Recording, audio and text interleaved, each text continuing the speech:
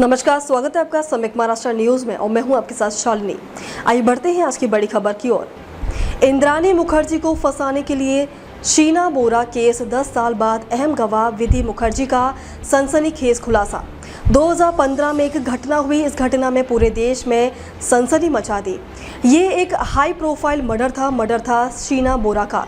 अमीर घर की एक बेटी शीना बोरा की हत्या हो जाती है। इस हत्याकांड में आरोपी है शीना बोरा की मां इंद्राणी मुखर्जी।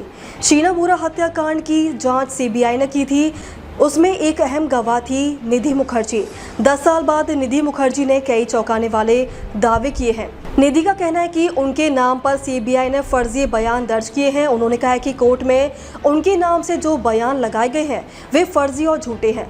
उनके इस दावे के बाद यह केस एक बार फिर चर्चित हो गया है। विधि मुखर्जी ने कहा है कि अगर मेरे नाम पर ऐसे फर्जी बयान दर्ज किए गए हैं तो ज़रूर इसके पीछे कोई गलत इरादा या बुरी नीयत होगी। जब पुलिस मुझसे पूछताछ कर रही थी तब वह कभी अकेली नहीं थी। उसके साथ हमेशा उसके सौतेले पिता पीटर मुखर्जी, उनकी बहन संगोन दास गुप्ता और उनके बेटे राबिन मुखर्जी मौजूद रहते थे। विधि मुखर्जी ने आरोप लगाया कि उनके सौतेले पिता जांच अधिकारियों को जानकारी फीड करते थे। शीना बोरा केस में इंद्राणी मुखर्जी आरोपी है और सह आरोपी संजीव खन्ना है। निधि मुखर्जी संजीव खन्ना की बेटी है। विधि ने पीटर मुखर्जी के बेटों राहुल गांधी रॉबिन पर भी आरोप लगाए हैं। उन्होंने कहा कि राहुल और रॉबिन उनकी मां की संपत्ति हड़प ली। विधि का कहना है कि इंद्राणी मुखर्जी की गिरफ्तारी के 15 दिनों के भीतर करोड़ों रुपए के मुश्तैदी गहने और 7 करोड़ रुपए के बैंक सेविंग अकाउंट से निकाल लिए गए। ये सब पीटर की जानकारी और सहमति से हुआ। विधि ने अदालत में कहा कि राहुल और रॉबिन ने मेरे पिता नवंबर 2015 में गिरफ्तार हुए थे। उन्होंने उससे बहुत पहले ही ये गहने ले लिए थे। विधि ने आरोप लगाया कि इंद्राणी ने ANZ बैंक अकाउंट से उनकी परमिशन के बिना रुपए ट्रांसफ़र किए। उस समय राहुल काम नहीं कर रहा था और रॉबिन की आर्थिक स्थिति अच्छी नहीं थी। राहुल और रॉबिन के पास इंद्राणी को झूठा फंसाने का मकसद था।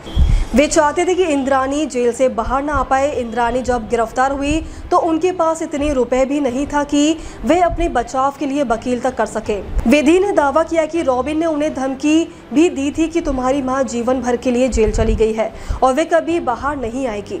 सरकारी वकील की पूछताछ के दौरान विधि मुखर्जी ने बताया कि इंद्राणी और शीना बोरा के बीच शुरुआत में बहुत अच्छा रिश्ता था, लेकिन पीटर मुखर्जी के बेटे राहुल के आने और शीना के बाद उसके लव अफेयर के बाद स्थितियां बदल गईं। झगड़े तब शुरू हो गए जब राहुल और शीना के ड्रग्स लेने की बात सामने आई।